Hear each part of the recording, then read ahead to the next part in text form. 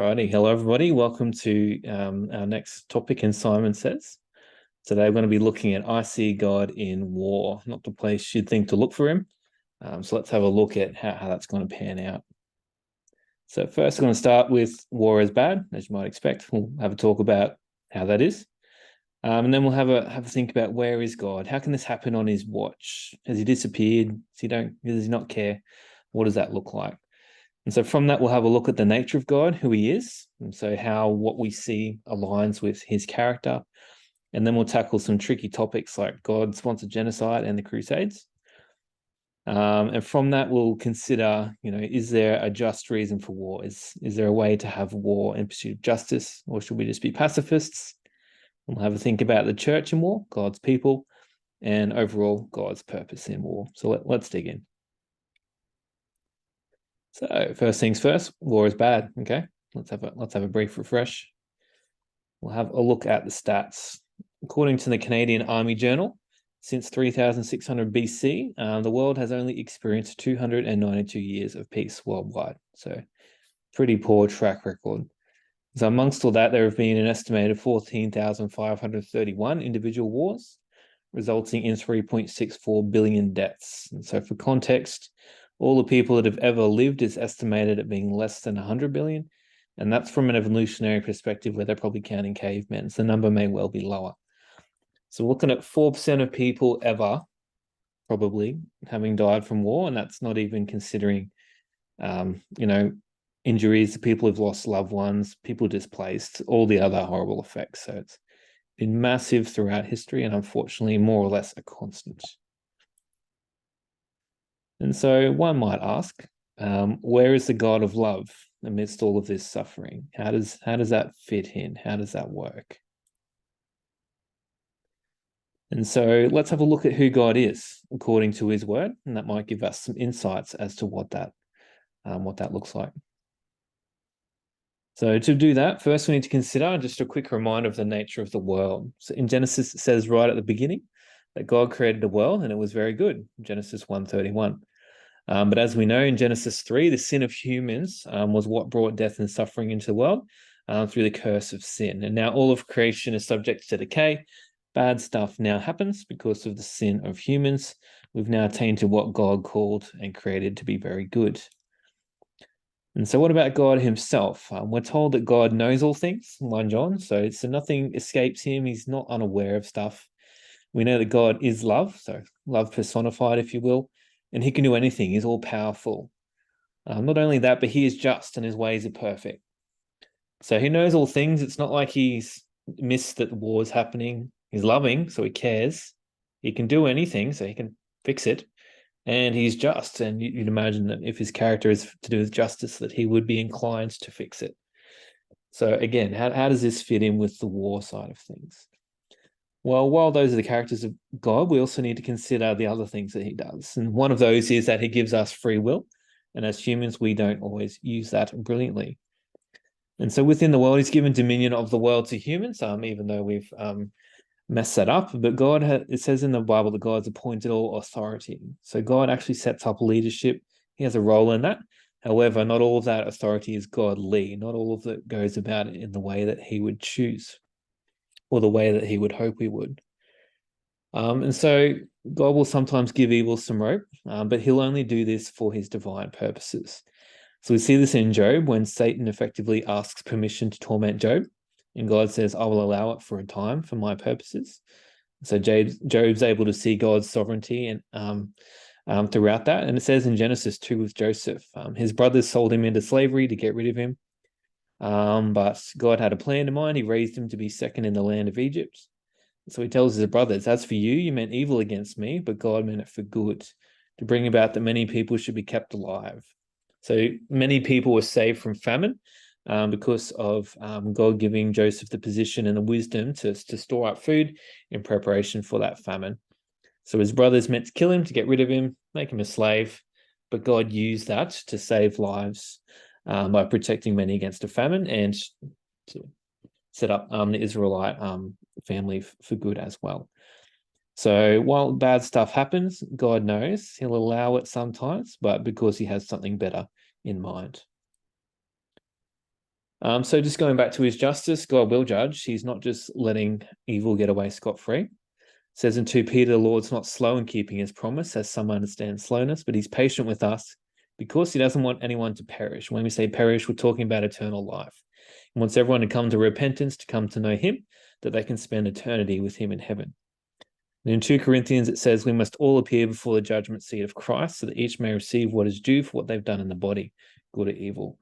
So at the end of our days, we will have to account for everything that we do, and the people that are doing the bad stuff, it's gonna not turn out well for them. And as we mentioned before, God works for the greater good. It says in Romans, we know that in God, all things, he works for the good of those who love him, who've been called according to his purpose, and God knows all things. So going back to his character, he knows all things. He knows what's going to happen, past, present, and future. So even if he gives evil a bit of rope for his purposes, he knows exactly how it'll pan out. And he's doing it for good because he does love everyone. And so he can do anything. He's all powerful, but he also respects our free will and wants to work with us where we can. So with all that in mind, God's character and how he works in our world, let's reflect on some tricky topics, first of which being the promised land, which may appear to be God-ordained genocide at first glance. So just a quick history recap. So the Israelites were made slaves under the Egyptians. God freed them through the Exodus. Moses walked them through the Red Sea, and they walked through the desert for a little while. And then they came to inhabit the promised land. Promise being that God had promised that land to them. But the awkward detail being that there were people in that promised land when they got there. And so let's have a look at what happens next. This is from the book of Joshua. The Lord said to Joshua, do not be afraid, do not be discouraged. Take the whole army with you, go up and attack Ai, which was a city. So I've delivered into your hands the king of Ai, his people, his city, his land. You shall do to them and its king as you did to Jericho and its king, except you may carry off the plunder, livestock for yourselves. Set up an ambush behind the city. So this is God instructing the Israelites to attack a city, and like they did in Jericho. And so Jericho, they were ordered to take the city and kill everyone. So from a modern Western perspective, without any other context, that does not look good at all. But we just spoke about the character of God. How does that fit in? What does that look like with that? And so to do that, we need to rewind 400 years to a bit of what I mentioned earlier. In Genesis, God made a covenant with Abram, who later became known as Abraham. And so he says that 400 years from now, your descendants will be strangers in a country. So he's saying 400 years from now, your people, the Israelites, will be slaves under Egypt, but he'll punish the nation of Egypt where they serve, and afterwards they'll come out. And in the fourth generation, your descendants will come back here. So Abraham was in the promised land at that point. God had told him to go there, walk around, look at it, saying 400 years from now, I'm going to bring your sons, your people, the Israelites, back here, and they'll inhabit the land. And so that was a promise that God made to Abraham. But it says here that even 400 years in advance, God is thinking the reason for this, and the reason stated is the sin of the Amorites. So he knew that 400 years later, the Amorites would reach a level of sin that God did not tolerate, and as part of his judgment, he decided that they needed to be moved on and be rid of, essentially. So when Joshua brings the Israelites to come to the promised land, they're essentially being instruments of judgment on God's behalf. And so at that point, the Canaanites and other groups in the area, they're involved with demon worship, idolatry, sexual taboos, and even sacrificing of their own children to gods. So hence the judgment. They weren't doing good things. But it says in Deuteronomy, it says it's actually not for the righteousness of the Israelites that you're going to possess the land. It's not because you're great. It's because of the wickedness of the nations that the Lord your God is driving them out. And in order to confirm the oath to which the Lord swore fathers to Abraham, Isaac, and Jacob. So God had promised that land to Abraham, knowing 400 years in the future that these people groups would need to be dealt with because of their sin. As God's judgment, God knowing all and setting the bar, that's justice. And so interestingly, the book of Joshua contrasts with historical conquest writings, as we might call them. So this is an excerpt from the Assyrian king Tilgath-Pileser, about 1100 BC. And it reads, "With the onslaught of my fierce weapons, I approached them. I destroyed their extension army like the inundation of Adad. The corpses of their warriors I laid out like rain heaps in the open country, in the plains of the mountainsides and the environments of their cities." So, rah, I'm great. I killed them all. Very much about talking yourself up. We destroyed them. We're the best. Awesome, great. And so that was a very common way of writing those historical conquest writings at that time. But if we contrast this with the book of Joshua, which some may consider to be a conquest writing, they're going out killing everybody. Let's see how differently this reads. So this is Joshua speaking, says, "The Lord has driven out before you great and powerful nations. To this day, no one has been able to withstand you. One of you routs 1,000. Why? Because the Lord your God fights for you, just as he promised. So be careful to love the Lord your God."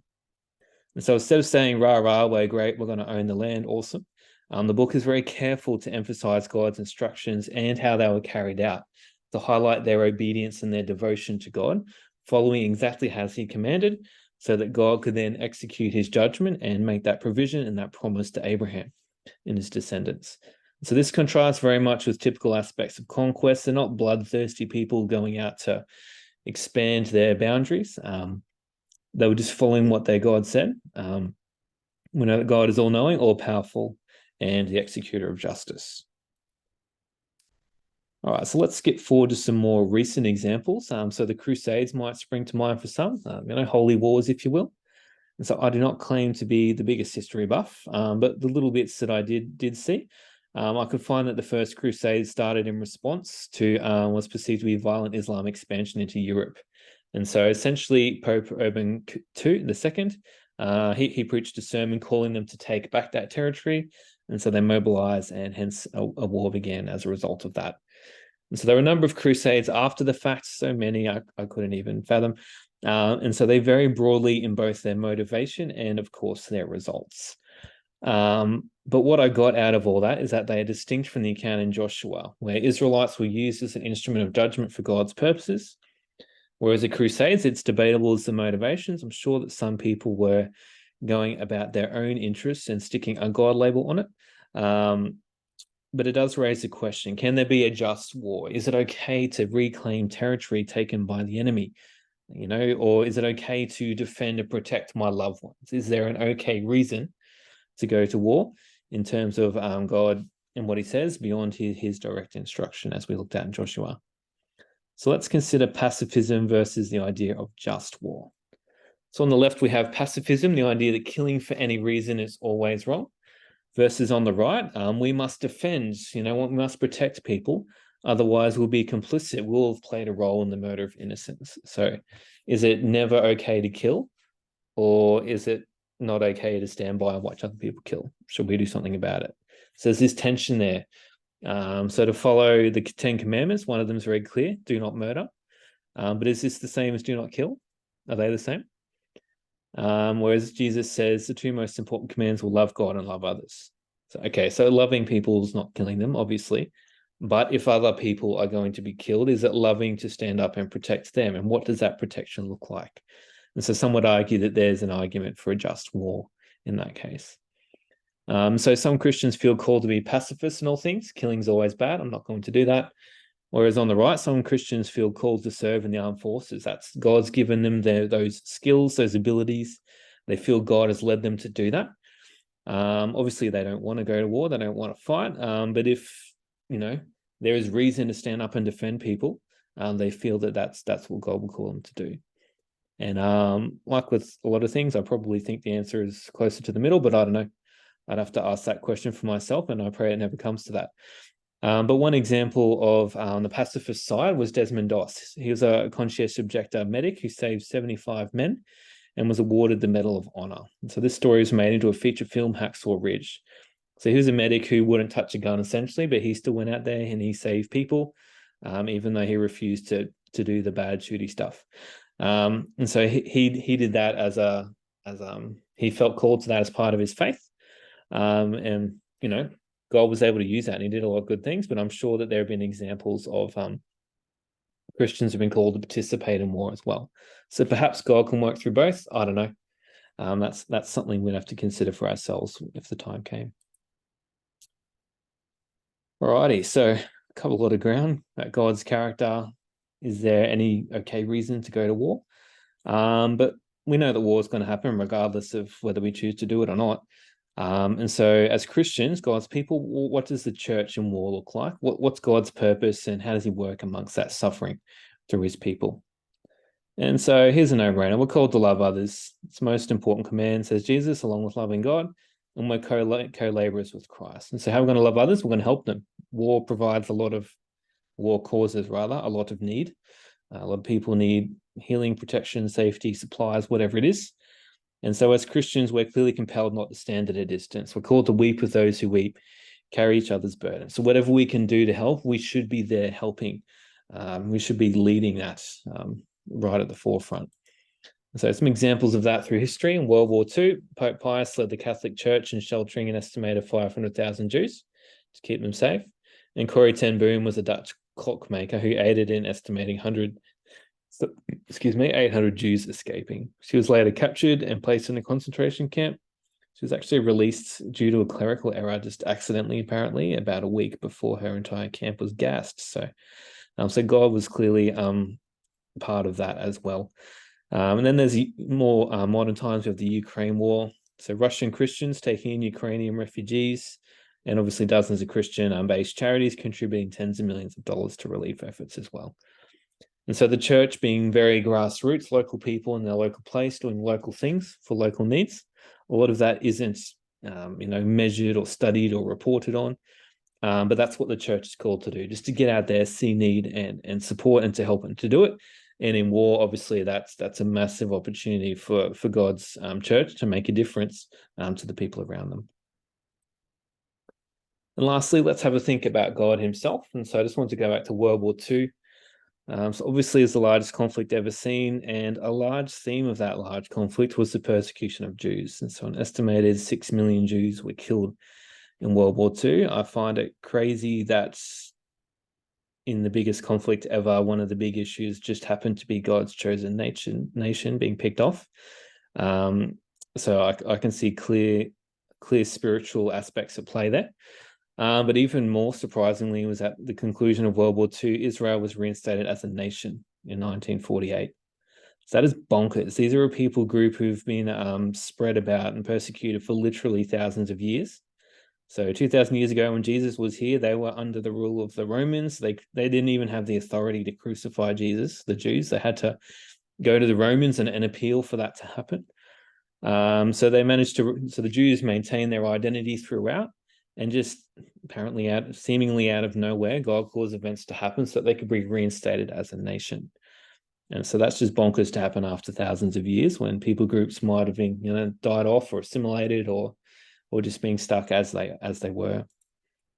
And interestingly, a lot of people say that this is a fulfillment of prophecy in the Bible. So in Jeremiah 16:15, as the Lord lives, who brought up the people out of Israel, out of the north country and out of all the countries where he'd driven them, for I'll bring them back to their own land that I gave to them fathers. So a clear return. And then in Zephaniah 2, it says, gather yourselves together, yes, nation without shame, before the decree takes effect. The day passes like chaff before the burning anger of the Lord comes upon you, before the day of the Lord's anger upon you. So that meaning that, again, the Israelites are going to be together in one place before Jesus comes back is a way that can be interpreted. And so that looked crazy until 1948. It happened, brought them all together in one place, allowed opportunity for that to happen. And so while World War II was horrific, while the nation that God chose to reveal Himself first to the world through, they were persecuted mightily. God giving evil the rope that it did, He worked for that really powerfully to achieve something that would have seemed impossible just geopolitically. So we do see God's purposes in war. A lot of bad stuff happened because of the free will of humans, but God was at work bringing bigger and better things out of that as well. All right, so that about covers it. We've concluded that war is bad. Excellent. We talked about where God is in a world of suffering, how that fits in with His nature. Tackle some tricky topics with that in mind. Did God ordain genocide? Were the Crusades justified? Is any war justified, or should we be pacifists as Christians? Then we had a look at the church in war and God's purposes in war, how they can move for good. And I pray that this has helped you to see God's purposes in war, which is a tough topic, or even God working through any type of suffering. So thanks again for listening, as always, and I'll see you guys next time.